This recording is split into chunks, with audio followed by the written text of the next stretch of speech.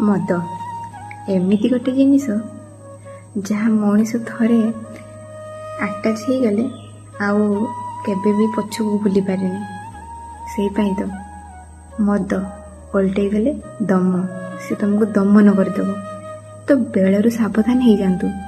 ଆପଣ ସିନା ମଦ ପିଉଛନ୍ତି, କିନ୍ତୁ ଯଦି ଆପଣ ମଦ ପିଇକି ଆପଣଙ୍କ ଜୀବନ ନେଇକି ଆପଣ ଚାଲିଯିବେ, ବାକି ଆପଣଙ୍କ ହାତ ଧରି ଆସିଥିବା ଯେଉଁ ସ୍ତ୍ରୀ ଜଣକ ସିଏ କ'ଣ କରିବ?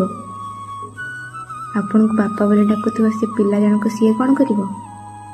ଥରେ ଚିନ୍ତା କରିଛନ୍ତି? କିନ୍ତୁ ନା, ଆଜିକା ସମାଜ ସେସବୁକୁ ଚିନ୍ତା କରୁନି। ପଇସା ପାଇଗଲେ ମଦରେ ଭାସି ବୁଲୁଛନ୍ତି। ଦେଖନ୍ତୁ ଦୁନିଆ ଆଜି କେଉଁଠି ଯାଇ ପହଞ୍ଚିଲାଣି। ଦୟାକରି ଅନୁରୋଧ କରୁଛି, ଥରେ ନିଜ ପରିବାର କଥା ଚିନ୍ତା କରନ୍ତୁ, ଥରେ ନିଜ ଭବିଷ୍ୟତ କଥା ଚିନ୍ତା କରନ୍ତୁ।